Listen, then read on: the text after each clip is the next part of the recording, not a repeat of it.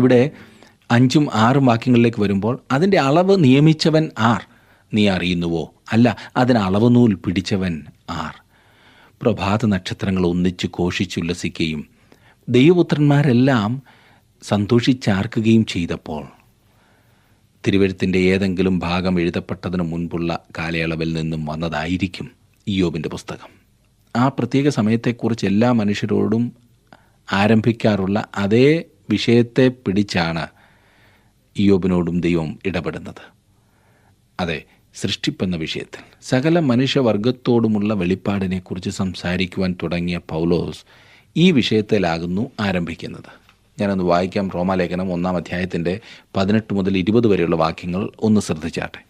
അനീതി കൊണ്ട് സത്യത്തെ തടുക്കുന്ന മനുഷ്യരുടെ സകല അഭക്തിക്കും അനീതിക്കും നേരെ ദൈവത്തിൻ്റെ കോപം സ്വർഗത്തിൽ നിന്നും വെളിപ്പെടുന്നു. ദൈവത്തെക്കുറിച്ച് അവർക്ക് അറിയാകുന്നത് വെളിവായിരിക്കുന്നു. ദൈവം അവർക്ക് വെളിവാക്കിയല്ലോ. അവൻ്റെ നിത്യശക്തിയും ദിവ്യത്വവുമായി അവൻ്റെ അദൃശ്യ ലക്ഷണങ്ങൾ ലോകസൃഷ്ടി മുതൽ അവൻ്റെ പ്രവൃത്തികളാൽ ബുദ്ധിക്ക് തെളിവായി വെളിപ്പെട്ടു വരുന്നു. അവർക്ക് പ്രതിവാദമില്ലാതിരിക്കേണ്ടതിന് തന്നെ ദൈവം തൻ്റെ സൃഷ്ടിയിലൂടെ ഇയ്യോബിനോടും ആ കാലത്തുള്ള എല്ലാ മനുഷ്യരോടും സംസാരിച്ചിരുന്നു എന്നുള്ളത് വളരെ പ്രധാനപ്പെട്ട കാര്യമാകുന്നു. അവർ സൃഷ്ടിപ്പിനോട് ഏറ്റവും അടുത്തായിരുന്നതിനാൽ നാസ്തിത്വം എന്നൊന്ന് അന്നില്ലായിരുന്നു. പകരം ബഹുദൈവത്തിലുള്ള വിശ്വാസമുണ്ടായിരുന്നു. അവൻ സൃഷ്ടാവിനേക്കാൾ സൃഷ്ടിയെ ആരാധിച്ചു. ഇതത്രേ റോമാലേഖനത്തിൻ്റെ ആദ്യ അധ്യായത്തിൽ പൗലോസ് സംസാരിക്കുന്നതായി നാം കാണുന്നത്. ഈ ഭാഗം ഇവിടെ വിശദീകരിക്കുവാൻ ഞാൻ ആഗ്രഹിക്കുന്നില്ല. ഇത് സൃഷ്ടിയുമായി ബന്ധപ്പെട്ടിട്ടുള്ള കാര്യങ്ങളാണ്. നിങ്ങളും ഞാനും ഇന്ന് ജീവിക്കുന്ന ഭൗതിക പ്രപഞ്ചവുമായി ബന്ധപ്പെട്ട വിഷയമാണിത്. റോമാലേഖനത്തിൽ പൗലോസ് സംസാരിക്കുന്നത് പോലെ സൃഷ്ടിപ്പ് ദൈവത്തെക്കുറിച്ച് സംസാരിക്കുന്നു. ദൈവത്തിൻ്റെ ആളത്വത്തെക്കുറിച്ച്, ദൈവത്തിൻ്റെ ശക്തിയെക്കുറിച്ച്, ദൈവത്തിൻ്റെ ജ്ഞാനത്തെക്കുറിച്ച്. സൃഷ്ടിപ്പ് നമ്മുടെ ദൈവത്തിൻ്റെ മഹത്വത്തെ, ഔന്നത്യത്തെ വെളിപ്പെടുത്തുന്നു. അവിടുന്ന് എത്ര മഹാനാണ്. താൻ സൃഷ്ടാവാണെന്നും മനുഷ്യൻ അറിയുവാൻ പാടില്ലാത്തത് ദൈവത്തിന് വളരെയേറെ അറിയാമെന്നും ഉള്ള വസ്തുതയെക്കുറിച്ച് ദൈവം സംസാരിക്കുമ്പോൾ നമുക്കുണ്ടാകേണ്ട ധാരണ ഇതത്രേ. അതിൻ്റെ അടിസ്ഥാനം ഏതിന്മേൽ ഉറപ്പിച്ചു? അല്ല, അതിൻ്റെ മൂലക്കല്ലിട്ടവൻ ആർ? ദൈവത്തിൻ്റെ പ്രപഞ്ചത്തിൽ അടുത്തയിടെ വന്നവനാണ് മനുഷ്യൻ. മനുഷ്യൻ സൃഷ്ടിക്കപ്പെട്ടതിന് മുൻപ് തന്നെ സൃഷ്ടിപ്പിലൊരു വലിയ സന്തോഷമുണ്ടായിരുന്നു. എന്നെ ശ്രദ്ധിക്കുന്ന പ്രിയ സഹോദര, പ്രിയ സഹോദരി, നിങ്ങൾ അവിടുത്തെ പൈതലാകുന്നു എങ്കിൽ നിങ്ങളുടെ ജീവിതത്തിൽ സന്തോഷമുണ്ടായിരിക്കും. ദൈവം സന്തോഷവാനാണ്. അതെ, നാമും സന്തോഷമുള്ളവരായിരിക്കുവാൻ ദൈവം ആഗ്രഹിക്കുന്നു. കർത്താവിലെ സന്തോഷം നിങ്ങളുടെ ഇന്നത്തെ പങ്കായിരിക്കും എന്ന് ഞാൻ വിശ്വസിക്കുന്നു. അത് അങ്ങനെ ആയിരിക്കുവാൻ കർത്താവ് ആഗ്രഹിക്കുന്നു. ഇനിയും മുൻപോട്ട് നാം വായിക്കുമ്പോൾ കാണുവാനായിട്ട് സാധിക്കുന്നത് 7 മുതലുള്ള വാക്യങ്ങൾ. അതിൻ്റെ അടിസ്ഥാനം ഏതിന്മേൽ ഉറപ്പിച്ചു? അല്ല, അതിൻ്റെ മൂലക്കല്ലിട്ടവൻ ആർ? ഗർഭത്തിൽ നിന്നെന്ന പോലെ സമുദ്രം ചാടിപ്പുറപ്പെട്ടപ്പോൾ അതിനെ കതകുകളാൽ അടച്ചവൻ ആർ? അന്ന് ഞാൻ മേഘത്തെ അതിനുടുപ്പും കൂരിരുളിനെ അതിന് ചുറ്റാടയുമാക്കി. ഞാൻ അതിന് അതിർ നിയമിച്ചു, കതകും ഓടാമ്പലും വെച്ചു. ഇത്രത്തോളം നിനക്ക് വരാം, ഇത് കടക്കരുത്.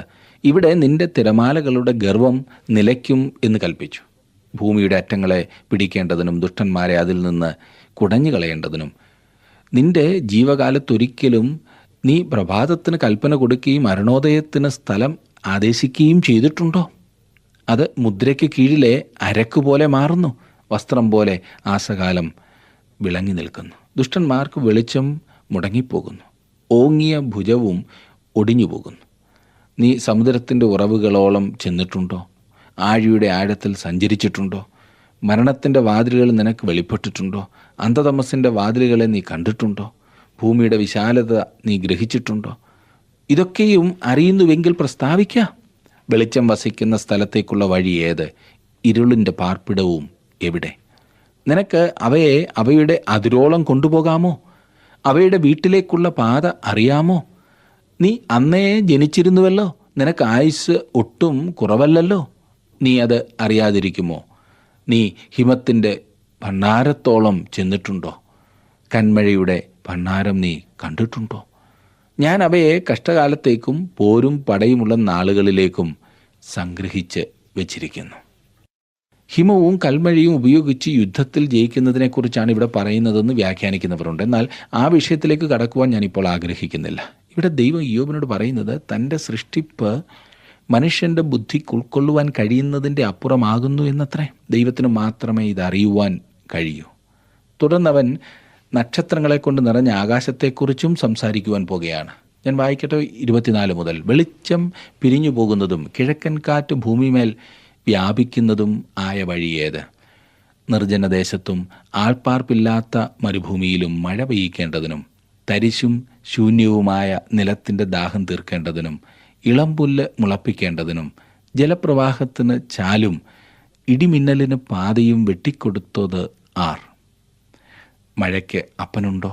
അല്ല, മഞ്ഞുതുള്ളികളെ ജനിപ്പിച്ചതാർ? ആരുടെ ഗർഭത്തിൽ നിന്നും ഹിമം പുറപ്പെടുന്നു? ആകാശത്തിലെ നീഹാരത്തെ ആർ പ്രസവിക്കുന്നു? വെള്ളം കല്ലുപോലെ ഉറച്ചു പോകുന്നു, ആഴിയുടെ മുഖം കട്ടിയായിത്തീരുന്നു. കാർത്തികയുടെ ചങ്ങല നിനക്ക് ബന്ധിക്കാമോ? മകയിരത്തിൻ്റെ ബന്ധനങ്ങൾ അഴിക്കാമോ? നിനക്ക് രാശിചക്രത്തെ അതിൻ്റെ കാലത്ത് പുറപ്പെടുവിക്കാമോ? സപ്തർഷികളെയും മക്കളെയും നിനക്ക് നടത്താമോ? അങ്ങ് അകലെ ആകാശത്തിൽ കാണുന്ന 1000 നക്ഷത്രങ്ങളെക്കുറിച്ച് നമുക്ക് എന്തറിയാം? പ്രാചീന കാലത്തുണ്ടായിരുന്ന ആളുകൾക്ക് നക്ഷത്രത്തെക്കുറിച്ച് എത്രമാത്രം അറിവുണ്ടായിരുന്നു എന്ന് എനിക്കറിയില്ല. എന്നാൽ നാം ചിന്തിക്കുന്നതിലും അധികം അവർ അറിഞ്ഞിരുന്നു എന്ന് തോന്നുന്നു. ഈജിപ്തുകാർ സൂര്യനിലേക്കുള്ള ദൂരം കൃത്യമായി അറിഞ്ഞിരുന്നു എന്ന് ചരിത്രത്തിൽ നിന്നും നാം മനസ്സിലാക്കുന്നു. അതെ, നാം മുൻപോട്ട് വായിക്കുമ്പോൾ ദൈവം അവനോട് ചോദിക്കുന്ന ഓരോ ചോദ്യങ്ങളും വളരെ പ്രധാനപ്പെട്ടതാകുന്നു എന്ന് കാണുവാൻ സാധിക്കും. 35 വാക്യത്തിൽ, അടിയങ്ങൾ വിട കൊള്ളുന്നു എന്ന് നിന്നോട് പറഞ്ഞ് പുറപ്പെടുവാൻ തക്കവണ്ണം നിനക്ക് മിന്നലുകളെ പറഞ്ഞയക്കാമോ? അന്തരംഗത്തിൽ ജ്ഞാനത്തെ വെച്ചവനാർ? മനസ്സിന് വിവേകം കൊടുത്തവനാർ? ഉരുക്കി വാർത്തതുപോലെ പൊടി തമ്മിൽ കൂടുമ്പോഴും മൺകട്ട ഒന്നോടൊന്ന് പറ്റിപ്പോകുമ്പോഴും ജ്ഞാനത്താൽ മേഘങ്ങളെ എണ്ണുന്നതാർ? ആകാശത്തിലെ തുരുത്തികളെ ചരിക്കുന്നത് ആർ? സിംഹങ്ങൾ ഗുഹകളിൽ പതുങ്ങിക്കിടക്കുമ്പോഴും അവ മുറ്റുകാട്ടിൽ പതിയിരിക്കുമ്പോഴും നീ സിംഹിക്ക് ഇര വേട്ടയാടിക്കൊടുക്കുമോ? ബാലസിംഹങ്ങളുടെ വിശപ്പടക്കുമോ? കാക്കക്കുഞ്ഞുങ്ങൾ ഇര കിട്ടാതെ ഉഴന്ന് ദൈവത്തോട് നിലവിളിക്കുമ്പോൾ അതിന് തീൻ എത്തിച്ചു കൊടുക്കുന്നതാർ? ഇയ്യോബേ, ഞാൻ ഈ ചോദിച്ച ചോദ്യങ്ങൾക്കൊക്കെ എന്തെങ്കിലും മറുപടി പറയുവാൻ നിന്നെക്കൊണ്ട് കഴിയുമോ? അതേ സുഹൃത്തെ, താങ്കൾ ദൈവത്തെ അവിടുത്തെ സൃഷ്ടിപ്പിലൂടെ അറിഞ്ഞിട്ടുണ്ടോ? സൃഷ്ടി തൻ്റെ മഹത്വത്തെ വെളിപ്പെടുത്തുന്നു എന്ന് ദൈവം ഇയ്യോബിന് വ്യക്തമാക്കി കൊടുക്കുന്നു. തൻ്റെ സൃഷ്ടിപ്പിലൂടെ ഒരു വ്യക്തിക്ക് ദൈവത്തെ അറിയുവാൻ കഴിയും എന്ന് ദൈവം പറയുന്നു. എന്നാൽ സൃഷ്ടി ഒരു മനുഷ്യനെ രക്ഷയുടെ അറിവിലേക്ക് കൊണ്ടുവരില്ല.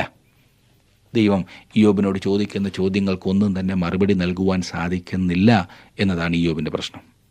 തൻ്റെ ജീവിതത്തിലുണ്ടായ കഷ്ടം എന്തുകൊണ്ട് എന്ന് ചോദിക്കുന്ന ഇയ്യോബിനോട്, ഇയ്യോബേ, എല്ലാം അറിഞ്ഞിട്ട് നീ എന്നിൽ ആശ്രയിക്കൂ എന്ന് പറയുന്നത് അബദ്ധമാകുന്നു, മൂഢത്തരമാകുന്നു എന്ന് ദൈവം വെളിപ്പെടുത്തുകയാണ് ചെയ്യുന്നത്. നമ്മുടെ ജീവിതത്തിൽ ദൈവത്തിൽ ആശ്രയിക്കുവാൻ തടസ്സമായി നിൽക്കുന്നത് എല്ലാം അറിയുവാൻ കഴിയുന്നില്ല എന്നുള്ള നമ്മുടെ ആ പരാതിയല്ലേ? നമുക്ക് ദൈവത്തിൽ ആശ്രയിക്കുവാൻ പഠിക്കാം. അവൻ കൈപിടിച്ച് നടത്തുന്ന ദൈവമാണ്.